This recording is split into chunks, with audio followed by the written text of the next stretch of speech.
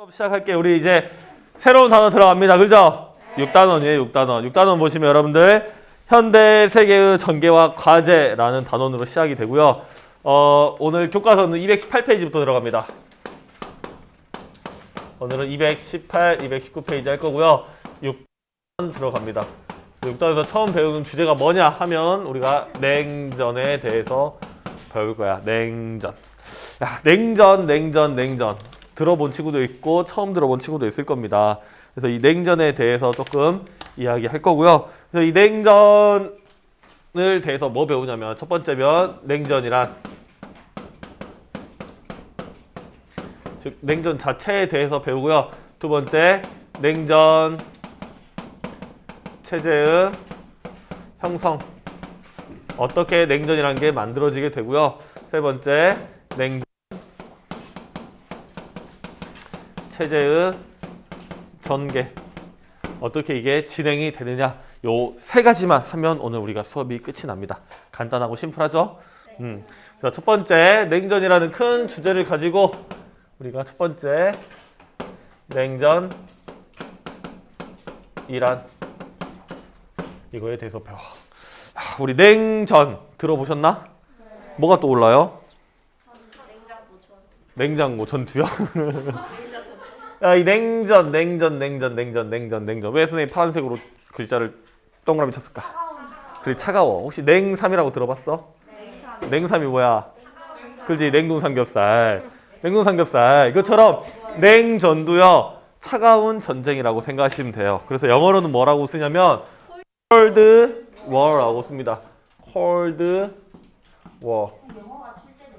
그럴 리는 없죠. 여러분들의 이해를 돕기 위해서 영어를 알려드리는 거지 영어를 시험에 출제하지는 않겠죠. 콜드 워라고 부릅니다. 차가운 전쟁. 어떤 걸 차가운 전쟁이라고 부를까? 봐봐. 친구들하고 싸울 때 여러분들 새침하게 조심하게 싸웁니까? 그죠. 뜨겁게 싸우죠. 어떻게? 일단 뭐부터 잡아? 욕부터 합니까? 욕하고 그 다음에 머리채를 잡고 막 끝늘잖아. 그죠? 교양 있게 힘듭니까? 그렇죠. 교양 없이 이제 화끈하게 힘들 거란 말이야. 근데 그렇지 않고 직접적인 물리적인 접촉 없이 서로 간의 긴장과 대립 상태만 있는 상태를 우리는 냉전이라고 불러. 자, 다시 한번 설명드릴게요. 네? 잠깐 등장할 거야? 네. 괜찮겠어요? 네. 소연이가 여기 있어. 소연이가 내가 싫어. 소연이도 날 싫어. 서로는 엄청 싫어해. 그래서 언제든지 서로의 머리채를 잡을 준비가 돼 있단 말이야. 근데 우리는 아직 머리채는 잡지 않고 있어. 근데 묘하게 언제 옷깃만 스쳐도 너 나 건드렸냐면서 머리채를 이렇게 잡을 준비가 돼 있단 말이지.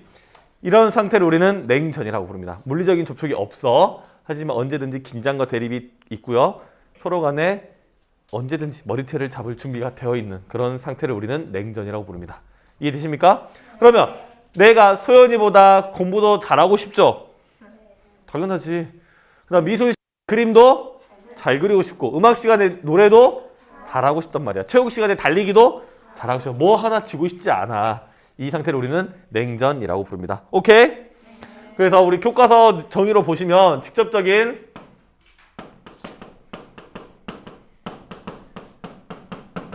무력 충돌은 없습니다. 하지만 직접적인 무력 충돌은 없지만 뭐 정치, 군사, 외교 등에서 경쟁과 대립 및 갈등이 있는 상황, 즉 긴장과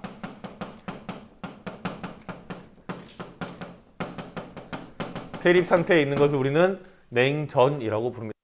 자, 여기서 이제 진짜 중요한 걸 알아야지. 누가 누구랑 이런 긴장과 대립 상태에 있었을까? 그렇지. 좀 더 크게 이야기하면 미국과 소련. 근데 좀 더 큰 범위로 말하면 자본주의와 공산주의 진영의 다툼이었다고 보시면 됩니다. 이제부터 이 노란색은 우리 자본주의를 상징하는 거고요. 이 빨간색은 공산주의를 상징한다라고 보시면 됩니다. 즉 자본주의와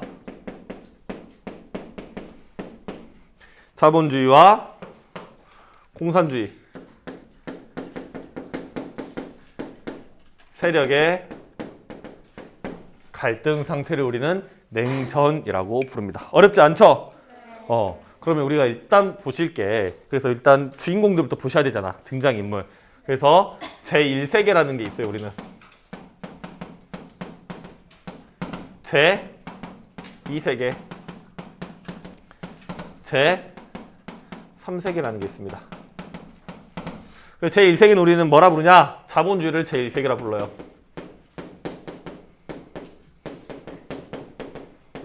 제2세계는요?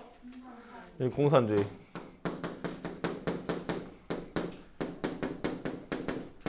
제3세계는요? 둘 다 가기 싫다. 둘 다 가기 싫고 독자 노선을 가는 거야. 나는 자본주의도 공산주의도 싫어.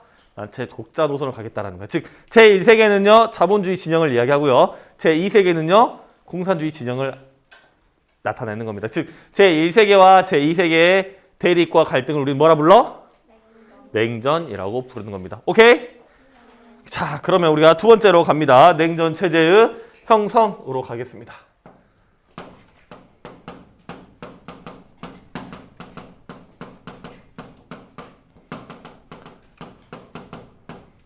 냉전 체제는요 언제부터 형성이 되냐면 우리가 함께 힘을 합쳐 싸우다가 서로 이제 갈 길을 가기 시작할 때부터 벌어지게 됩니다. 우리 언제 힘을 합쳤지? 체육대회 말고요. 국가들이요. 우리는 체육대회 힘을 합쳤어. 우리 체육대회 힘을 합쳤지. 우리 말고 요 나라들 간에 언제 힘을 합쳤지? 전쟁. 그 전쟁. 공공의 적을 위해서 우리 힘을 합쳤습니다. 그 공공의 적이 누구였어? 독일과 일본과 이탈리아. 이 추축국들이 적이었단 말이야. 근데 이제 얘들이 다 거의 다 물리치고 나니까 서로 이제 갈 길 가야겠지. 그 갈 길 가기 시작한 것부터 이제 냉전이 점점 시작이 될랑말랑 하고 있는 겁니다. 그래서 첫 번째 언제부터 이야기하냐면 얄타 회담이라는 것부터 이야기를 시작합니다. 1945년 2월 달에 있었어요. 이 얄타라는 곳은 어디냐면 지금의 우크라이나에 있는 크림반도에 있는 이 지역 이름입니다. 거기서 누가 누구랑 만나냐 하면 주체가 누구냐면 여기서 만난 사람들이 미국, 영국, 소련 이렇게 만나요. 미국의 루즈벨트, 영국의 처칠, 소련의 스탈린이 만납니다. 여기서 대화 주제, 이 만남의 목적이 뭐였냐 하면 만남의 목적이 뭐였냐면 독일 처리 문제, 그 다음에 폴란드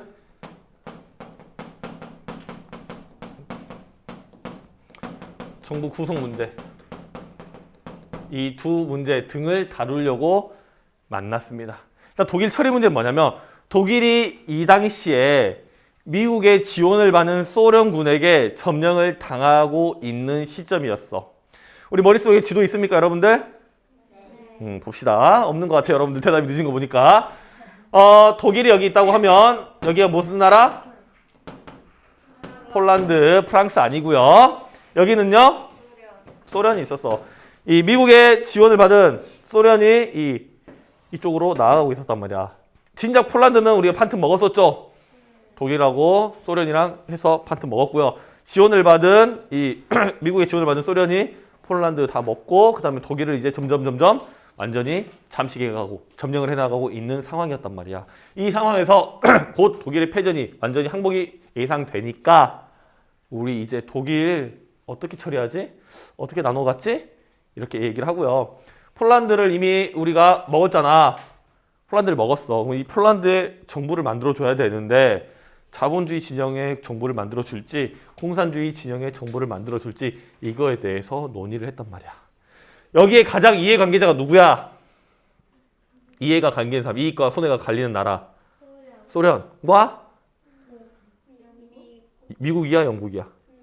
야, 미국은 한 발 떨어져 있잖아. 어차피 지네 이 유럽 사정이란 말이야. 영국이란 말이야. 봐봐. 폴란드에 공산주의 정부가 생겨. 그러면 독일 다음, 프랑스 다음 나야. 저번에 한번 겪었잖아. 그지? 이게 너무 소련과 가까우면 부담스럽단 말이야. 그러면 영국 입장에서는 폴란드에 어떤 정부를 세우고 싶어? 자본주의 진영을 세우고 싶은 거야. 나의 방패막이가 돼줄 수 있는 최전방에 만들고 싶은 겁니다. 소련 입장에서는요. 죽 써서 해줄 필요가 없죠. 여기다 당연히 무슨 정부를 세우고 싶어? 공산주의 정부를 세우고 싶단 말이야. 이 두 의견이 갈라지다가 결국 뭐 어떻게 되냐? 그러면 폴란드 주민들의 자유선거에 의해서 그 사람들이 자본주의 진영을 세울지 공산주의 진영을 세울지 그 사람들에게 결정할 수 있게 하자. 얼마나 민주적이야. 얼마나 멋져. 그지? 이렇게 진행되면 안 되지. 왜? 소련 입장에서는 내가 지금 다 점령했고요. 내가 지금 주도권을 쥐고 있는데 그 지역에 대한 지배권을 쥐고 있는데 굳이 그렇게 나갈 필요가 없어. 거기서 오케이 하고요. 뒤에서 이제 배후를 조종을 합니다. 배후 조종해가지고 공산주의 정부를 세웁니다. 거기다가. 오케이? 그래서 폴란드에는 지금 공산주의 정부가 세워지게 된다라는 겁니다. 오케이? 넘어갑니다. 두 번째 이제 독일이 항복을 하게 돼요. 1945년 5월의 일이고요. 이제 진짜 독일이 항복을 했다. 이제 독일 우리 점령하면 어떡하지? 라고 하는 게 진짜 이제 수면 위로 가장 최우선 문제가 돼버렸죠. 또 모입니다. 또 모여요. 포츠담에서 만납니다.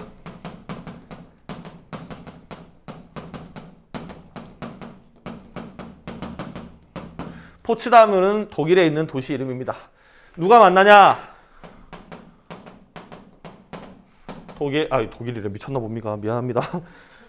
독일 아니에요. 미국, 영국, 소련 이렇게 만나게 돼요. 이때 이야기했던 이야기들 목적이 뭐냐? 이제 진짜 독일 분할 문제. 그 다음에 일본 항복 논의하고 권고합니다. 너네 이제 항복해라 라고 이야기를 해요. 독일 분할하자고 해가지고 어떤 나라들끼리 분할을 하냐면 미, 영, 프, 소련 이 4개 나라가 이제 분할해서 운영을 하자라고 해서 분할을 갖게 됩니다. 4개로. 오케이? 그래서 이 회담 결과에 의해서 독일이 어떻게 나누어지냐면 독일이 대략 이렇게 생겼어요. 완전히 똑같진 않아요. 대략 이렇게 생겼습니다. 그래서 이게 4개로 나누는데 어차피 이 세 나라는 어떤 나라들? 같은 자본주의 진영이잖아. 그래서 이제 이렇게 반딱 나눴다고 절반으로 나눴다고 생각하시면 돼요. 절반 나눠서 이쪽은 무슨 쪽? 동쪽. 이쪽은 서쪽. 그러면 여기가 독. 여기가 서독으로 나누게 됩니다. 그러면 독일의 수도는 어디 있죠? 이름이 뭐죠? 베를린. 베를린 어디에 있어? 서독에 있어요? 동독에 있어요? 가운데 있어요? 좀 더 상식적인 거 아니야? 라고 생각하지 마시고요. 자, 봅시다. 만약에 우리나라를 분할을 할 거야. 분할.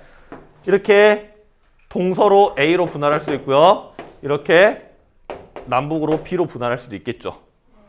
그러면 여러분들 A로 동서로 분할하면 여러분들은 동쪽을 갖고 싶어요? 서쪽을 갖고 싶어요? 그 당연히 서쪽이지. 왜? 그지, 수도권을 갖고 있으니까. 그렇죠. 여러분들 강원지 산골 갖고 싶어요? 물론 여기도 충분히 매력적인 지역이야. 하지만 여러분들 자본주의에선 좀 더 이게 이득을 볼 수 있겠죠. 그러면 남북으로 나눌 때는요. 위에를 갖고 싶어? 아래를 갖고 싶어?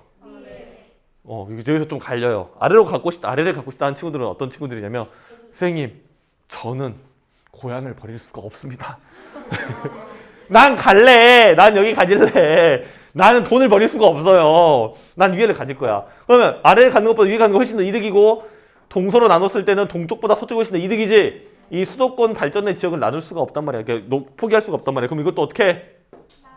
반틈 나눠야지. 자, 봅시다.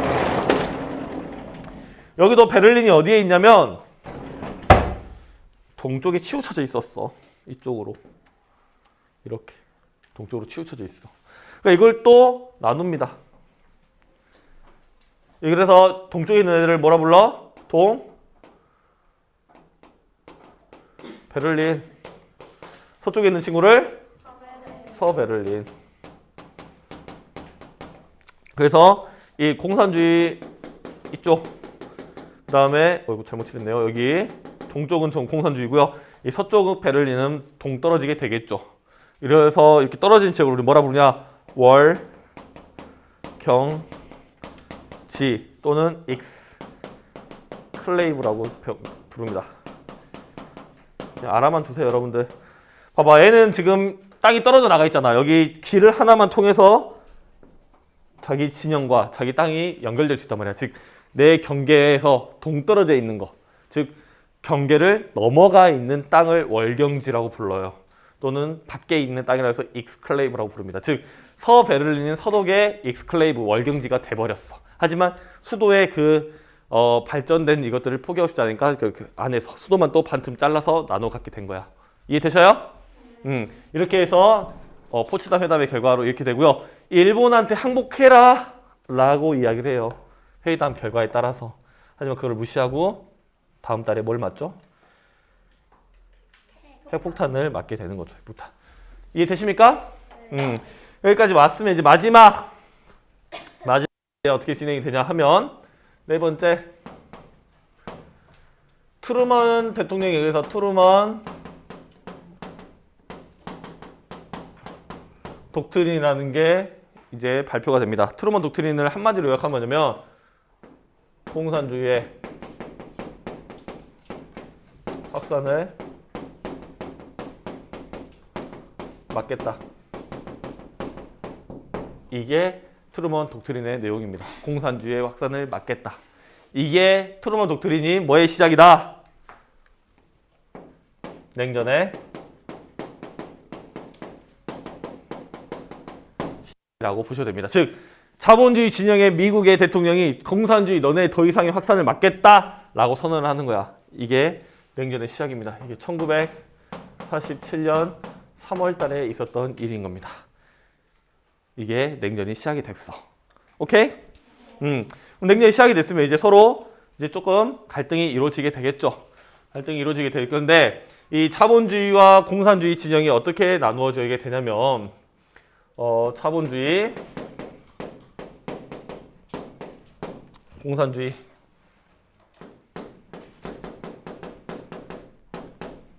나눠지게 됩니다. 그래서 첫 번째 세력, 자본주의 세력 어떻게 나눠져? 첫 번째 우두머리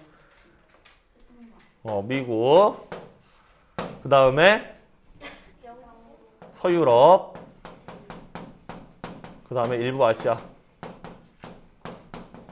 물론 더 많아요. 네, 대표적인 데만 알려드리는 거예요. 일부 아시아에서는 어디냐면 일본과 남한 이렇게 되어 있고요. 여러분들 이따가 지도 보면서 이야기 드릴 거야. 공산주의는요, 우두머리 누구? 여기 소련, 동유럽, 일부 아시아. 일부 아시아는 또 누구? 중국과 북한 등 이렇게 나눠지게 됩니다. 여러분들 이거 지도는 눈에 꼭 읽어두셔야 돼요.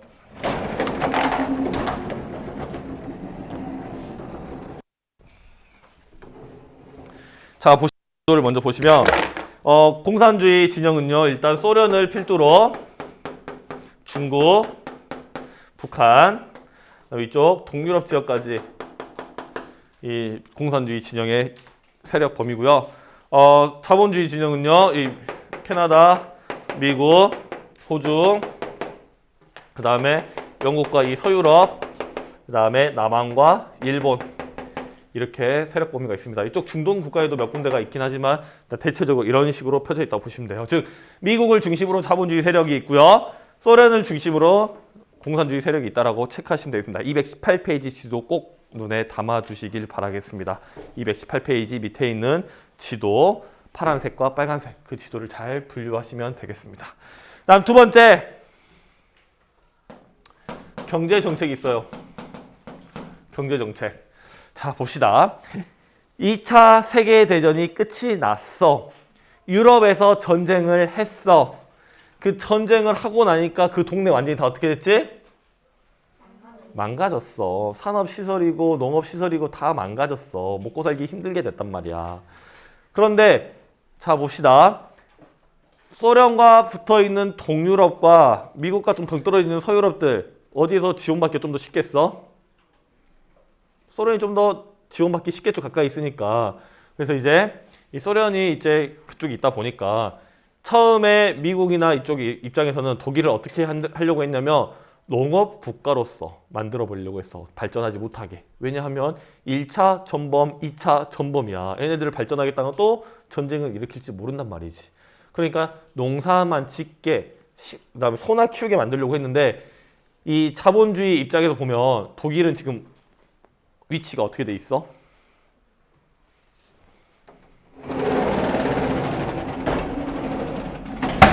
독일의 위치가 어때 지금? 반틈 나눠 먹었네. 얘네 지금 어때? 공산주의잖아. 지금 자본주의의 최전방에 있는 거란 말이야. 독일이 위치가 엄청 중요해. 근데 독일이 지금 못 살고요. 배가 고프고요. 발전이 안 된다 그러면 얘네들이 어떻게 가? 넘어갈 거야. 공산주의 진영화 될 수도 있단 말이야. 그러니까 서유럽의 경제를 부흥시키자. 경제를 살려내자. 시설을 살려내자. 라고 미국에서 엄청난 지원을 합니다. 그래서 그걸 우리 뭐라 부르냐? 마셜 플랜이라고 불러요. 여러분 책에는 계획이라고 되어 있을 건데 똑같은 말입니다. 마셜 플랜, 마셜 계획이라고 부릅니다. 그래서 1948년부터 1951년까지 이루어지고요. 약 140조 가까이 지원이 돼요. 엄청난 돈을 지원을 해서 경제를 발전시키려고 노력을 합니다. 이거 보고만 있으면 자본주의 진영이 발전하고 보고만 있으면 공산주의 어떻게 돼? 또 넘어가. 얘네들도 대응을 해야 될 겁니다. 그래서 몰로토프 계획이라는 걸 세우고요.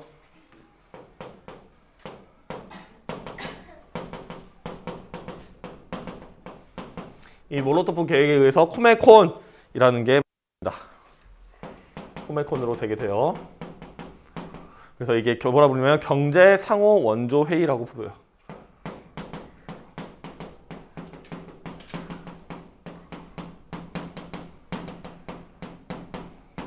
서로 이제 경제를 돕고자 이런 뉘앙스로 보시면 됩니다.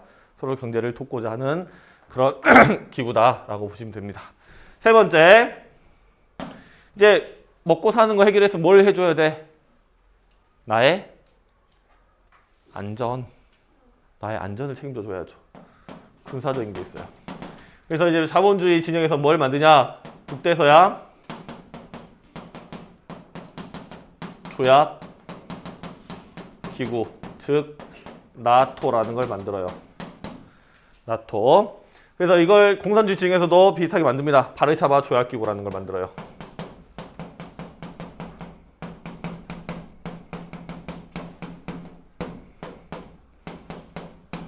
WTO라고 부릅니다. 자, 봅시다. 왜 북대서양이라고 조약기구라고 부르냐면 여기에 바다 이름 뭐지? 그죠, 대서양. 이 대서양을 둘러싸고 있는 나라들. 근데 그냥 대서양이 아니라 북쪽 대서양, 위쪽 대서양, 즉 미국과 어디? 서유럽의 나라들을 포함해서 군대를 지켜주는 거야. 서로 방위 조약을 맺는 거야. 우리 누군가가 공격당하거나 전쟁을 하면 피해를 입으면 서로 같이 우리를 도와주자라는 뜻이야. 유럽이 지금 미국 도와주겠니? 미국이 너네를 지켜주겠다 이런 뉘앙스라고 보시면 돼요. 그래서 지금 이게 있어 없어? 있어요. 우크라이나 러시아 전쟁이 지금 이 나토 때문에 일어난 거잖아. 우크라이나가 자꾸 나토에 가입하겠다고 하니까 러시아에서 바로 공격을 해버리는 거야. 그러다가 며칠 전에 무슨 문제가 터졌냐 하면 나토 회원국인 폴란드 땅에 미사일이 날라와서 터졌어. 그래서 사상자가 좀 나왔어. 죽은 사람이, 사망자가 나왔단 말이야. 그래서 처음에 이게 러시아에서 쏜 거냐 아니면 우크라이나에서 실수로 잘못 날아간 거냐 오발타이냐 라고 해서 막 이 말이 있었단 말이야. 근데 이게 러시아에서 쏜 거라고 하면 무슨 일이 발생하냐면 나토 회원국이야. 폴란드는 나토 회원국에 대한 공격은요 나토 전체에 대한 공격으로 받아들여져. 나머지가 다 전쟁에 참여할 수도 있단 말이지. 즉 영국, 프랑스, 미국 전부 다 독일까지 전쟁에 참여할 수 있는 빌미를 제공하게 된다는 거야. 그래서 결국은 어떻게 해결됐냐 하니 우크라이나에서 잘못 나간 것 같다라고 이제 이렇게 정리가 됐어요. 어쨌든 지금도 나토가 있다라고 알아주시면 되겠습니다. 오케이? 그럼 바르샤바 조약기구는 지금은 없어졌어요. 그래서 서로를 지켜주기 위한 것으로 공산주의는 발을 잡아 조약기구가 있었다. 한 번만 정리하겠습니다. 자본주의의 우두머리 누구? 세력의 우두머리 미국. 공산주의의 우두머리 소련이 있었고요. 서유럽과 일부 아시아, 즉 일본과 남한 이런 데가 있었고요. 공산주의에서는 동유럽과 일부 아시아, 중국과 북한이 있었다라는 거 알아두시고요. 경제적으로는 마셜 플랜으로서 미국이 유럽에 대한 엄청난 돈을 쏟아부으면서 지원을 해줬고요. 비슷한 걸로 그에 대응하는 걸로 공산주의 진영에서는 몰로토브 계획에 의해서 코메콘, 즉 경제상호 원조에 의해서 서로 경제를 공유하고 좀 도와주는 원조 정책을 폈었다. 그다음에 군대 군사적으로는 북대서양 조약기구 나토를 만들어서 미국과 서유럽이 서로 상호 방위 조약을 맺었고요. 그에 대응해서 바르샤바 조약기구에서 동유럽과 소련들 이렇게 같이 묶어져 있었는 게 이렇게 표로 정리해 주시면 되겠습니다. 어렵지 않죠? 자, 그러면 마지막으로 봐야 될 게 뭐야, 우리가? 전개를 보셔야 되겠죠.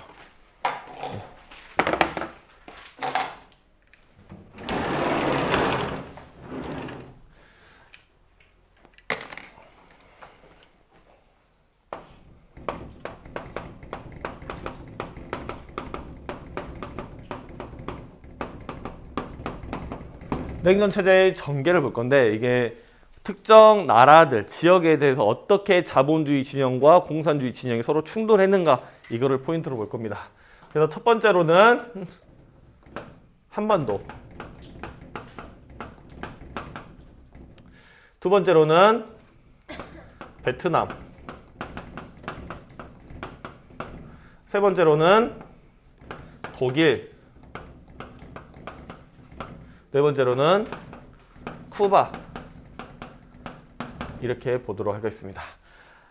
한반도에는요 남한과 어디? 북한이 있었죠. 베트남은요 남베트남과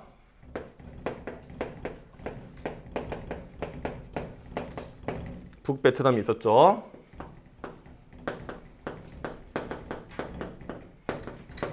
독일은요 서독과 동독이 있었습니다. 쿠바에는 이제 서로 나누어진 건 아니고 미사일 위기로 볼 거니까 한번 보도록 할게요. 일단 이렇게 나누어 보시고요. 여러분들 보시면 남한과 북한이 서로 붙었습니다. 남한과 북한. 그럼 남한과 북한이 붙었고요. 남한은 자본주의 진영, 북한은 공산주의 진영이야. 근데 봐봐. 아까 공산주의 확산을 보고 있지 않겠다, 막겠다라고 한 선언이 뭐였지? 독트린. 그지? 트루먼 독트린에 의해서 공산주의 확산을 막겠다라고 했고요. 그 선을 지었습니다. 선. 그래서 여기까지는 우리가 막을 거야 라고 하면서 선을 그었어. 이걸 무슨 선이라고 하냐면 에치슨 라인이라고 부르는 거야. 이 에치슨 라인 안에 있는 일본, 우리나라 들어와 안 들어와? 안 들어오지. 이걸 누가 봐? 김일성이 본 거야. 내가 여기 쳐도 미국 안 들어오겠네? 라고 하는 거지. 그러니까 소련에 가서 이제 이야기를 해서 남침을 시작하게 되고요. 한국전쟁이 시작이 된 거야. 그래서 우리나라는 그때 탱크를 몰고 들어오는데 우리나라는 탱크가 없었어. 그래서 처음에 계속 밀렸죠. 하고 이제 내려오고요. 그러고 나서 처음에 이제 낙동강 전선에서 부산과기 낙동강 경상도 쪽을 지킵니다. 지켜요. 그러다가 이제 미국이 결국 참전을 결정해서 유엔군이 들어오죠. 유엔군 들어오면서 그때 9월 그 큰 작전이 하나 성공을 해요.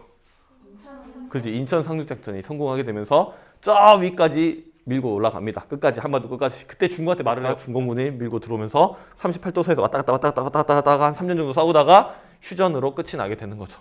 뭔 말인지 알겠어요? 그래서 이거는 누가 이겼어?